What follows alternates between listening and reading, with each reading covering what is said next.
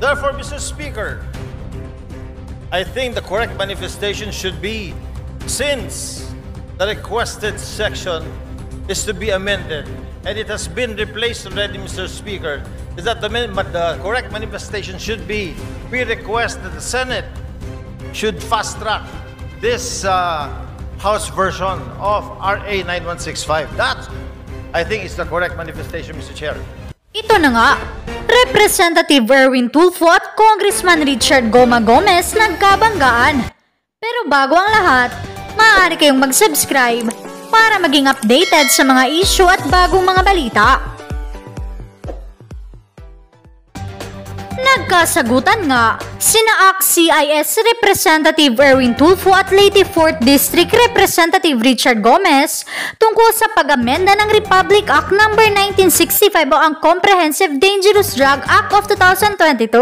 Particular na sa Section 21 para i-exempt ang mga media personalities bilang signatory sa inventory ng mga kumpiskadong mga drug items. Narito ang buong detalye. I would like to find out from the good congressman if you are a member of the Anti-Drugs Committee. No, I am not, my distinguished colleague. I am not a member of any committee right now since I am part of the deputy majority group, Mr. Speaker. And if you are a what were you again, Mr. Speaker? Deputy Majority Floor Leader, Mr. Speaker. Deputy Majority Floor Leader. I am very sure, Mr. Speaker, that you know very well that the Committee on Anti-Drugs is very active on RA 9165. I am aware, Mr. Speaker. Oh, you are aware, Mr. Speaker. Thank you. If you are aware, Mr. Speaker, then what was the purpose of the privileged speech? I don't know if my distinguished colleague was present when I was mentioning an amendment on Section 21 of RA 9165, particularly exempting the media from being signatories in drug-related operations, particularly on confiscated items, Mr. Speaker. All right. Thank you, Mr. Speaker. The reason why I wanted to ask the good gentleman is because, you know, RA 9165 was passed already in the last Congress. And during this Congress, it has also been amended. And in Section 21 of RA 9165, I don't know if the good gentleman is aware, the Deputy Majority Floor Leader is aware that Section 21 has been taken up. Can you repeat that, Mr. Speaker? Tagalogin ko po. Aware po ba tayo na yung Section 21 po, ito po ay tinitake up po dun sa amendments natin sa RA 9165 in the committee. Kaya nga po, Mr. Speaker, kailangan natin balikan at bilis-bilisan po ang problema po natin sa Kongreso. Kaya po tayo napupulaan ng mga kababayan natin. Napakarami natin mga batas na kailangang ayusin, subalit hindi po naaayos, kaya kailangan po natin bilis-bilisan. Kung ito po ay na-take up, sana po ay mabilisan pa para kaagad po ito ay ma-review at magawan po natin ang paraan dahil ito po ay kahilingan ng mga kasamahan po ng ating 4th Estate, Mr. Speaker. Tama po. Napakaganda pong suggestion po niyan. Since kayo po ay malakas po sa Senado, baka pwede pong sila pong sabihan ninyo dahil wala po tayong counterpart sa Senado. Tapos na po tayo sa amendments natin. At yung pong privileged speech niyo kanina, pagtanggal po ng media, personalities, pag dumarating ang inventory time, pag mayroong bypass, wala na po sa provision.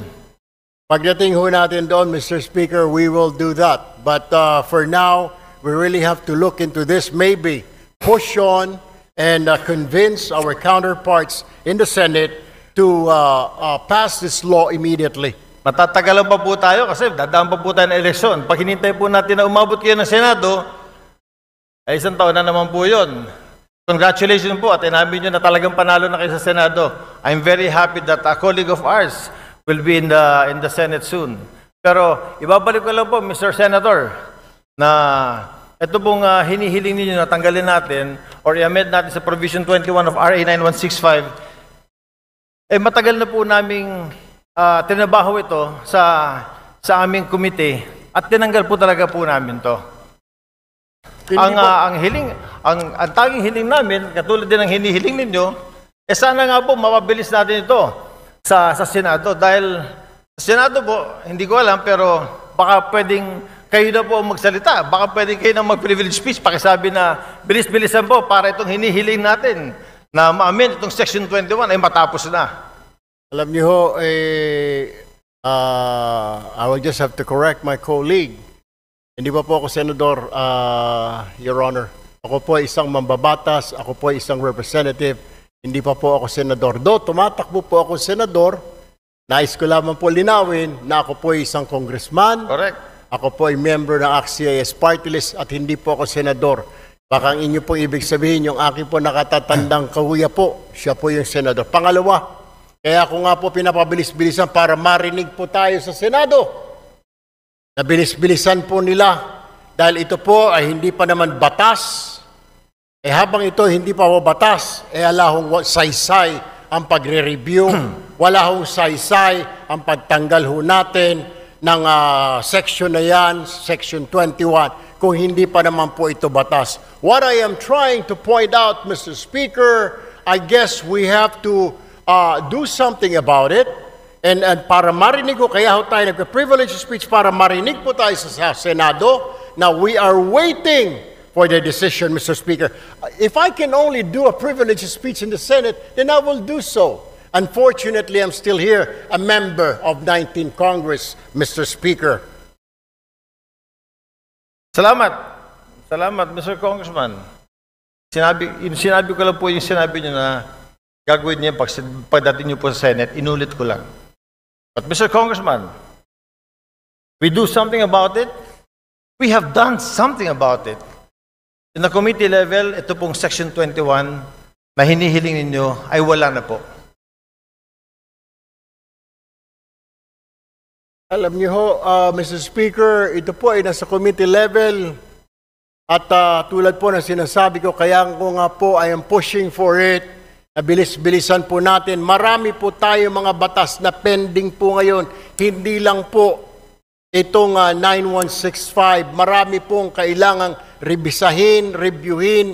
Ang kailangan lang po natin ay bilisan po dahil ang taong bayan ay nag-aantay po. At hindi po tayong ika nga ay pwedeng manahimik o kaya mag-relax dahil po nakatingin po sa atin ang ating mga kababayan at gusto po nila na bilisan ang pagpasa, pag-review, whatever, ang ng mga batas po natin, Mr. Speaker. Therefore, Mr. Speaker, I think the correct manifestation should be, since the requested section is to be amended, and it has been replaced already, Mr. Speaker, is that the correct manifestation should be, we request that the Senate should fast-track this House version of RA 9165. That, I think, is the correct manifestation, Mr. Chair. I will take that, Mr. Speaker, but what I am saying is that the reason why I stood up today to remind not only our members here, but also our counterpart in the Senate, because I am sure they're also reviewing what we're doing here and watching us, to fast-track. Kung meron man, kung nandyan na po sa kanilang mga kamay, na bilisan, because we cannot dictate them. We can only suggest, Mr. Speaker. We can only tell them and inform the public that we already did this. Tama po ang ating kasamahan na sinasabi niya pong ni-review na po yan, inalis na po yan, para malaman po ng taong bayan na wala na po yan, wala na sa kamay natin yan po, ay nasa kamay na ng Senado, para bilis-bilisan po nila. And that is the purpose of my privileged speech this afternoon, Mr. Speaker. my dear colleague, sir. Thank you, Mr. Speaker. Oh, I thought amending Section 21 was the main thrust of the privilege speech. I didn't know it was to fast track the House version of 9165. But nevertheless, Mr. Chair, yun na rin po ang hinihiling natin.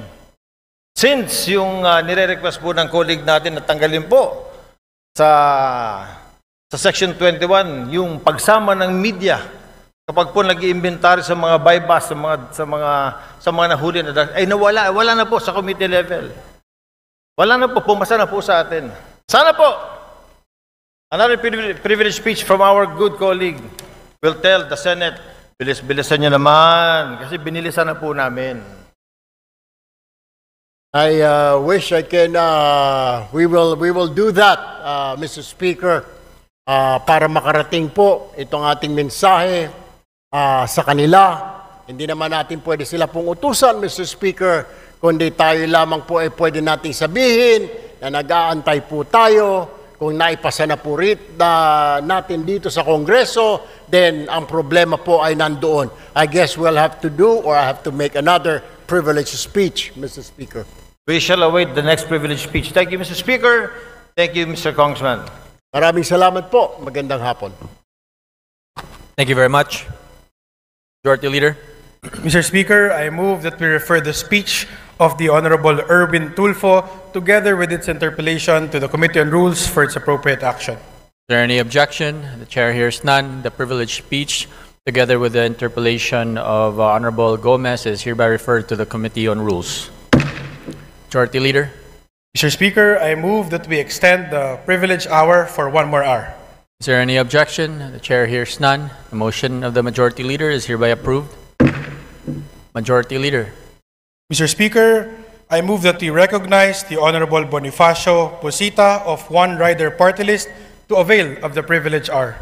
The Honorable Bonifacio Busita is hereby recognized to avail of the privilege hour.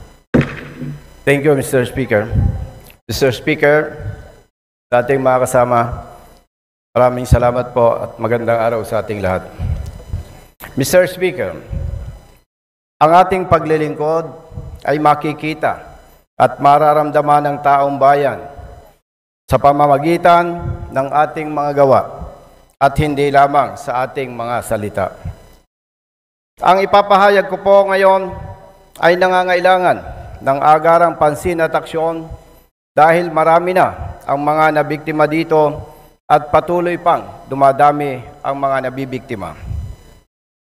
Marami na po tayong mga batas, magaganda at talaga namang kahanga-hanga ang galing ng mga gumawa nito. Pero marami dito ang hindi na ipapatupad ng tama at nagdudulot ng perwisyo at pabigat sa buhay ng marami nating mga kapwa Pilipino.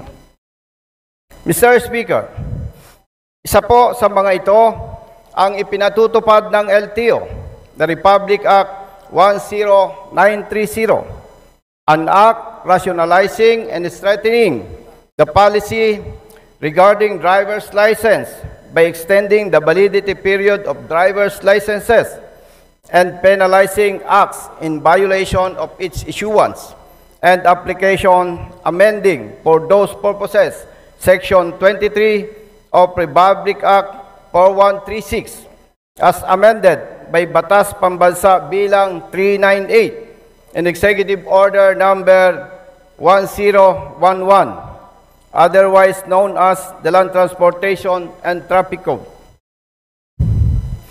Mr. Speaker, maganda po ang layunin ng mga authors ng Republic Act 10930 at ito po ay ang mga sumusunod.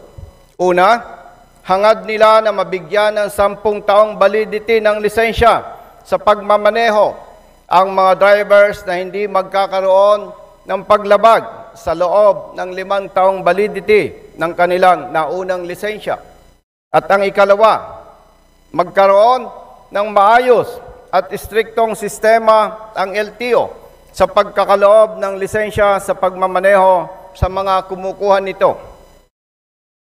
Ganyan po kaganda ang layunin ng mga authors ng Republic Act 10930. Ngunit, dahil sa Implementing Rules and Regulations, IRR, na inilabas ng DOTR noong 2019, marami ang mga kapwa nating Pilipino ang tinatanggalan ng LTO ng lisensya sa pagmamaneho. Resulta nito, marami na po ang mga truck drivers at mga bus drivers ang nawalan ng trabaho. Sa loob lamang po ng kasalukuyang taon, 2024, ang LTO ay nakapagtala ng 239 na mga drivers na tinanggalan ng lisensya sa pagmamaneho batay sa demerit system na itinakda ng IRR ng Republic Act 10930. Patunay po dito, Mr. Speaker, marami ng mga truck operators at mga bus operators ang dumadaing dahil marami na sa kanilang mga driver ang tinanggalan ng LTO ng lisensya sa pagmamaneho. Mr. Speaker, nirerespeto po natin ang ating mga kapwa public servants, pero hindi natin maaring hayaan ang anumang mali na pagpapatupad ng batas. Higit nating dapat pahalagahan ang panig at katwiran ng bawat Pilipino na kailangan nating protektahan at paglingkuran alinsunod sa ating mga mandato. Kailangan po nating gamitin ang ating kapangyarihan na ipinagkaloob sa atin ng batas at ng mga nagluklok sa atin dito sa Kongreso. Kailangan po nating ripasuhin ang ipinatutupad ng LTO na IRR ng Republic Act 10930 base sa mga sumusunod. Una, walang batas na naguutos at walang sapat na batayan ang IRR ng Republic Act 10930 para magpataw ng dobleng demerits sa bawat paglabag ng mga drivers ng mga pampublikong sasakyan kumpara sa mga demerits na ipinapataw nila sa mga drivers ng mga pribadong sasakyan. Ikalawa, labag po sa ating saligang batas ang pagpapataw ng LTO ng outright revocation ng lisensya ng mga drivers na pinapatawan nila ng 40 demerits. Ito po ay walang due process. Ito po ay walang due process. Ikatlo, sobra po ang parusa na ipinapataw ng LTO sa mga drivers na tinatanggalan nila ng lisensya sa pagmamaneho dahil sila po ay pinagmulta na ng LTO ng malalaking halaga sa bawat violation o paglabag na inakusa sa kanila. Ikaapat, Mr. Speaker, hindi lamang mga drivers na tinatanggalan ng LTO ng lisensya ang kanilang pinaparusahan. Pinaparusahan din po nila ang pamilya ng mga drivers na nawawalan ng hanap buhay dahil dito. Ikalima, napeperwisyo rin po ang mga trucking company at mga bus company na nawawalan ng mga drivers resulta ng ganitong pagpapatupad ng LTO. Ika-anim, Mr. Speaker, sisirain din ng ganitong pagpapatupad ng LTO ang ating ekonomiya kung patuloy ang pagdami ng mga truck drivers at mga bus drivers ang nawawalan ng lisensya sa pagmamaneho. Mr. Speaker, hindi po natin maaring kalimutan na malaki ang ambag ng mga truck drivers at mga bus drivers sa pag-usad ng ekonomiya sa ating bansa.